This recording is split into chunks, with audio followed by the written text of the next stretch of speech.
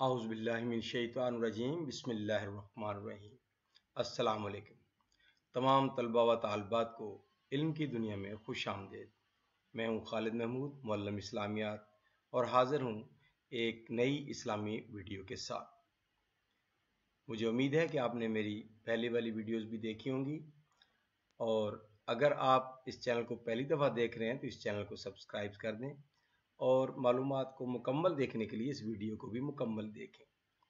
کیا آپ جانتے ہیں کہ صفائی اور پاکیزگی کیا ہے؟ اور صفائی اور پاکیزگی کیا ایک ہی چیز ہے کہ اس کے دو نام ہیں یا دونوں الگ الگ ہیں؟ اور اس کو قرآن پاک نے صفائی کے بارے میں یا طہارت اور پاکیزگی کے بارے میں کیا فرمایا ہے؟ اور آپ صلی اللہ علیہ وسلم کا جو زندگی کے طریقہ کار تھا اس میں اس کو کیا عمل دخل ہے؟ اس سارے سوالات کا جواب دیکھنے کے لیے اس ویڈیو کو آخر تک دیکھیں۔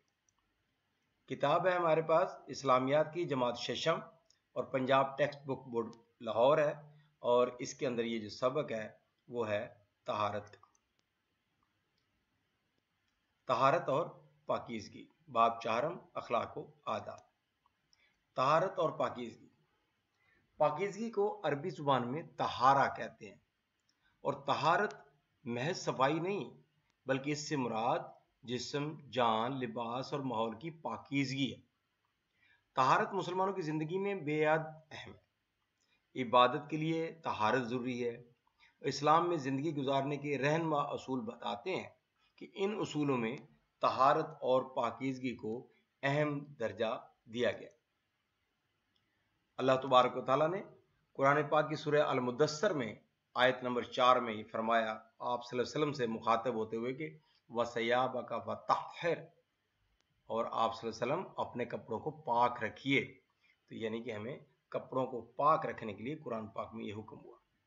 پھر سورہ بقرہ کی آیت نمبر 222 میں اللہ تبارک تعالیٰ نے فرمایا ان اللہ یحب التوابین و یحب المتطہرین، کہ کچھ شک نہیں ہے، بے شک خدا جو ہے اللہ تبارک تعالیٰ توبہ کرنے والوں کو اور پاک صاف رہنے والوں کو دوست رکھتا ہے۔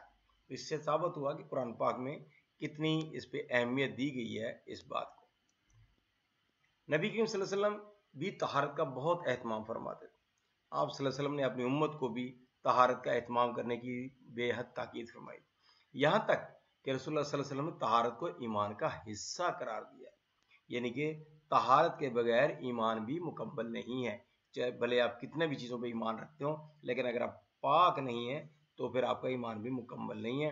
آپ صلی اللہ علیہ وسلم کی حدیث مبارکہ ہے کہ الطہور شطر الایمان، پاکیزگی ایمان کا حصہ ہے۔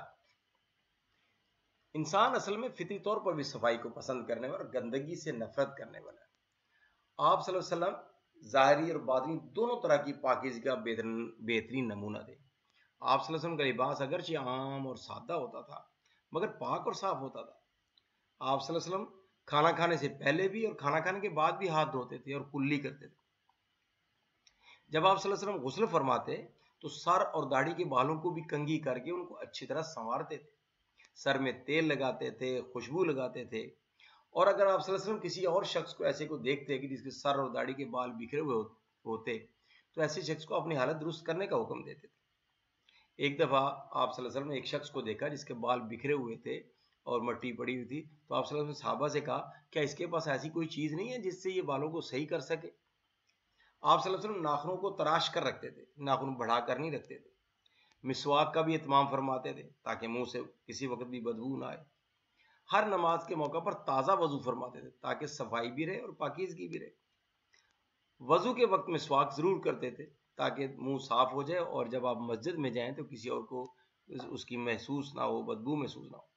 آپ صلی اللہ علیہ وسلم اپنے صحابہ کرام کو بھی صاف ستھرا رہنے کی تعلیم فرماتے، لوگوں کو تاکید فرماتے تھے کہ کچا پیاز یا لہسن وغیرہ کھا کر مسجد میں اس حال میں نہ آئیں کہ ان کے منہ سے بدبو آ رہی ہو، جس سے دوسرے لوگ جو ساتھ نمازی ہیں پڑھنے والے ان کو بھی کوئی کراہت محسوس ہو۔ بدو لوگ وہاں کے جو دیہاتی لوگ ہوتے ہیں، جو بھیڑ بکریاں چرانے والے لوگ ہوتے ہیں، خیموں میں رہتے ہیں، وہ لوگ اکثر پانی کم ہوتا تھا تو ان کی وجہ سے کئی دن تک نہاتے نہیں تھے، غسل نہیں کرتے تھے۔ تو آپ صلی اللہ علیہ وسلم نے ان کو ہدایت فرمائی کہ کم از کم جمعہ کے روز غسل کر کے مسجد میں آئے، کیونکہ جمعہ کے روز لوگ زیادہ لوگ اکٹھے ہوتے ہیں، باقی نمازیں تو مختلف مساجد میں لوگ پڑھ لیتے ہیں، تو جو جامع مسجد میں لوگ جب آتے ہیں تو زیادہ لوگ ہوتے ہیں تعداد، تو آپ صلی اللہ علیہ وسلم نے کہ جمعہ کے روز تو غسل کر کے آئیں. اس کا مطلب آپ صلی اللہ علیہ وسلم کا یہ حکم ہو گیا اور یہ ان کی اتباع بھی ہے آپ صلی اللہ علیہ وسلم کی. اسلام میں طہارت اور پاکیزگی کی بڑی اہمیت. جو شخص اپنا بدن اور لباس پاک صاف رکھتا ہے اس کے خیالات اور عقائد بھی پاک صاف ہو جاتے ہیں. پاک صاف انسان اپنے آپ کو بری عادات مثلا غیبت، جھوٹ، فضول خرچی، حسد، کینہ، بے حیائی وغیرہ سبھی بچاتا ہے. اسے اعمال کی طہارت کہتے ہیں. طہارت سے انسان پاک صاف اور خوش و خرم رہتا ہے. ظاہر ہے انسان صاف ستھرا ہوگا تو اپنے آپ کو اچھا فیل کرے گا، اس کی سوچ بھی پاکیزہ ہوگی، اس کے عمل بھی نیک ہوں گے، اس کی عبادت بھی مقبول ہوگی، اس کی دعائیں بھی پوری ہوں گی. اس میں کوئی شک نہیں کہ طہارت قربت الہی کی کنجی ہے، چابی ہے. اگر آپ کو اللہ تعالیٰ کے قریب جانا ہے تو پھر آپ اپنے آپ کو پاک اور صاف ہر وقت رکھیے. اب ہے کہ اقسام کتنی ہیں طہارت اور پاکیزگی؟ 3 عام طور پر چیزیں ہیں یہ. ایک تو ذہنی پاکیزگی، پھر جسمانی پاکیزگی، اور پھر ہے ماحول کی پاکیزگی. تو سب سے پہلے ہم بات کرتے ہیں ذہنی طہارت یا ذہنی پاکیزگی. ذہن میں سب سے پہلے بات آتی ہے خیالات کی، ہماری سوچ کی. کیا ہم سوچتے ہیں؟ اگر ہماری سوچوں سے، ہمارے دماغ سے، ہمارے خیالات سے حسد، کینہ، بغض، عداوت، یہ ساری چیزیں جو لوگوں کے بارے میں ہوتی ہیں، لوگوں سے حسد کرنا کہ یہ آگے کیوں بڑھ گیا، کسی کے ساتھ دشمنی رکھنا، کینہ رکھنا، کسی کے ساتھ ایسے ہی بلا وجہ کا بیر رکھنا، بغض رکھنا، دشمنی رکھنا، یہ ساری اگر چیزیں نکل جائیں تو کافی حد تک ہمارا دماغ صاف ہو جاتا ہے. اور اس کے بعد باقی جو ہے اگر گندے خیالات بھی دماغ سے نکال دیے جائیں، یہ جو گندگی ہے خیالات وہ بھی نکال دی جائیں، بری سوچیں بھی دماغ سے نکال دی جائیں، تو ہمارے خیالات پاک اور صاف ہو جاتے ہیں. اب اس کے بعد آتا ہے کہ جو کچھ ہم سوچتے ہیں ہم وہ کہتے بھی ہم وہی ہیں، اسی طرح کی باتیں ہم کرتے ہیں. تو اقوال کی پاکیزگی. اقوال کی پاکیزگی کیا ہوگا؟ اگر ہماری بات چیت میں، ہماری گفتگو میں، ہماری گفت و شنید میں اگر غیبت نکل جائے کہ لوگوں کے جو ہم غیبت کرتے ہیں، بول رہے ہیں بلا وجہ دوسرے کی بات کر رہے ہیں جو پیچھے پیٹھ کے پیچھے، اور غیبت بہت بری بات ہے. آپ صلی اللہ علیہ وسلم نے فرمایا کہ غیبت کرنا ایسے ہی ہے جیسے آپ اپنے مردہ بھائی کا گوشت کھا رہے ہیں. اور جھوٹ بلا وجہ چھوٹا سے چھوٹا بغیر لذت کے، بغیر کسی بات کے، اس کا کوئی فائدہ بھی نہیں ہوتا لیکن ہم بلا وجہ بات بات پر جھوٹ بولتے ہیں. تو یہ ہمارے قول کی گندگی ہوتی ہے، الفاظ کی گندگی. پھر برے القاب، دوسرے لوگوں کا نام بلا وجہ اپنے تسکین کے لیے دوسروں کے برے برے نام لینا، کسی کی اس کی جو اس شخص میں کوئی کمی ہے اس کا نام لے کے ابھار کے اس کو بتانا، یا الٹے نام رکھنا، یہ سب نام یہ اللہ تبارک تعالیٰ نے قرآن پاک میں بھی منع فرمایا اور آپ صلی اللہ علیہ وسلم نے اس سے منع فرمایا. اگر یہ ساری چیزیں ہمارے اقوال سے بھی نکل جائیں تو ہماری زبان بھی پاک اور صاف ہو جائے گی. اور اب دیکھیں اگر ہمارے خیالات بھی پاک ہو گئے، ہماری زبان بھی صاف ہوگی تو آٹومیٹکلی ہمارے اعمال بھی اچھے ہوں گے. لیکن اس کے باوجود بھی اعمال سے اگر ہم بے حیائی نکال دیں، کوئی ایسی خراب جو چیزیں ہیں ان کو نکال دیں، جو بری نظر دوسروں پر اگر رکھتے ہیں کوئی کسی بات پہ بھی اس کو نکال دیں، ہم اپنے ہاتھ سے جو کسی کو تکلیف دیتے ہیں، دکھ دیتے ہیں، اس کو نقصان پہنچاتے ہیں، وہ بھی نکال دیں تو ہمارے اعمال بھی پاک ہو گئے. اگر یہ ساری گندگیاں، یہ خرابیاں ہمارے خیالات سے، اقوال سے، اعمال سے نکل جائیں تو ہمارا ذہن جو ہے وہ بالکل پاک اور صاف ہو جاتا ہے. اب آتا ہے جسمانی طہارت، یہ جسمانی پاکیزگی. اس میں سب سے پہلے آتا ہے ہمارا لباس. کیا باہر سے جو لوگ ہمیں دیکھتے ہیں، ہمارے لباس کو دیکھتے ہیں، اگر وہ ایک تو گندا بھی نہ ہو، صاف ہو، اور پھر غلاظت سے بھی پاک بھی ہو، ناپاک چھینٹوں سے پاک ہو، صاف ستھرا ہو، مکمل بھی ہو.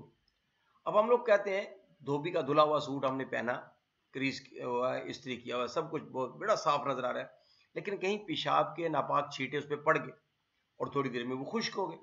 اب وہ دیکھنے کو تو صاف ہے لیکن وہ پاک نہیں ہے، اس سے ہم نماز نہیں پڑھ سکتے، ہم اس تلاوت نہیں کر سکتے، مسجد میں نہیں جا سکتے. تو مطلب یہ فرق ہے پاک کا اور صاف کا. تو صاف تو نظر آئے گا، ایک آپ کا فرش ہے، گھر کا فرش ہے، اس کے اوپر کسی نے پیشاب کر دیا، وہ خشک ہو گیا، لیکن آپ تو کہہ رہے ہیں کہ وہ پاک ہے، بڑا صاف ستھرا لگ رہا ہے، لیکن وہ صاف ستھرا نہیں ہے بلکہ وہ ناپاک ہے. ایسے ہی باقی ہمارے اعمال کا بات ہے.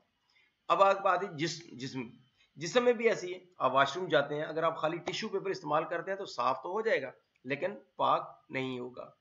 اگر آپ واش روم میں گئے، کوئی چھینٹے آپ کے اوپر پیشاب وغیرہ کے پڑ گئے تو وہ بھی آپ کے اوپر وہ عذاب والی بات آ جاتی ہے. وہ بھی جب تک ان کو اچھی طرح سے دھوئیں گے نہیں وہ پاک نہیں ہوگا. پھر آپ کا جسم جو ہے آپ باہر نکل آئے تو آپ کا جسم ننگا نہیں ہونا چاہیے، جو سطر اسلام نے کہا ہوا ہے مرد کے لیے عورت کے لیے اتنا حصہ پورا چھپا ہونا چاہیے۔ پھر آپ کا جسم گندا اور بدبو دار نہیں ہونا چاہیے کہ آپ کے جسم سے پسینے کی بدبو آ رہی ہو یا ویسے بدبو آ رہی ہو۔ تو اگر یہ ساری چیزیں ختم ہو جائیں، گندگی بدبو ہو نہ ہو، ننگا بھی نہ ہو، چینٹے وینٹے نہ پڑے ہوئے ہوں اور نجاست سے بھی پاک ہے، تو آپ کا جسم بھی پاک ہو گیا۔ اب ہے کہ ان چیزوں میں خوراک کا بھی بڑا تعلق ہے کہ جو چیزیں ہم کھاتے ہیں وہ بھی پاک صاف ہونی چاہیے، وہی ہمارے جسم کا حصہ بنتی ہیں، تبھی ہمارا جسم بھی پاک ہوگا۔ تو ہم پاکیزہ خوراک کھائیں، ناپاک خوراک نہ کھائیں، حلال خوراک کھائیں، جن چیزوں سے اللہ تبارک تعالیٰ نے منع کیا ہے، حرام چیزوں سے، ان سے ہم بہت پرے رہیں، ان سے بچے رہیں۔ پھر بدبو والی اشیاء نہ کھائیں۔ تو یہ ساری چیزیں اگر ہم کھائیں گے تو ہمارے جسم میں بھی اس کا جائے گا، ناپاکی جائے گی اور ہمارا جسم بھی ناپاک ہوگا اور ہمارا پورا ہم خود بھی ناپاک ہو جائیں گے۔ پھر آ گیا اس کے بعد آ جاتی ہے ماحول کی بات کہ اگر ہمارا ذہن بھی صاف ہے، ہمارا جسم بھی صاف ہے، تو ہم نے اپنے ارد گرد کے ماحول کو بھی ہم نے صاف رکھنا ہے۔ اور ارد گرد کے ماحول میں سب سے کیا آتا ہے؟ زمینی پاکیزگی، آبی صفائی، فضائی، یہ تینوں چیزیں آ جاتی ہیں۔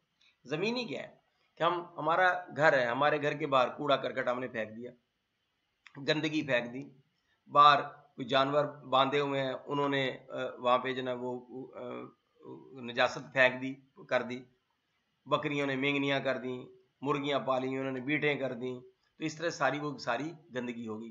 آپ کا گٹر کے جو لائن ہے وہ ٹوٹی ہوئی ہے، آپ کے گھر کے باہر گندا پانی، ناپاک پانی گھوم رہا ہے، نالیاں ٹوٹی ہوئی ہیں تو وہاں گھوم رہا ہے، گٹر ابل رہا ہے، تو یہ ساری کیا ہے؟ یہ ساری چیزیں زمین کو گندا کر رہی ہیں، تو ان کو ہمیں صاف ستھرا رکھنا ہے، ہر چیز کا ہمیں بندوبست کرنا ہے۔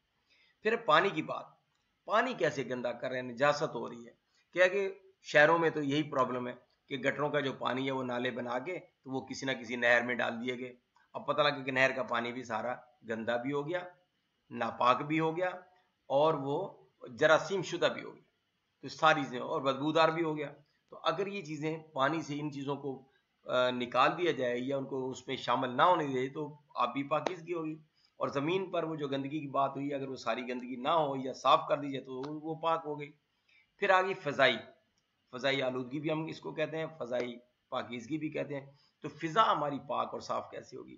وہ ایسی ہوگی کہ نہ ہم دھواں چھوڑیں، چاہے وہ ہم کچرا کا ڈھیر ہوتا ہے اس کو ہم بجائے اس کے کہ کسی جگہ جا کے اس کو دبا دیا جائے اس کی کھاد بن جائے، ہم اس کو آگ لگا دیتے ہیں، ایک تیلی ہم نے لگائی لیکن اس سے کتنی کاربن ڈائی آکسائڈ فضا میں پھیل گئی، دھواں پھیل گیا، یہ نقصان۔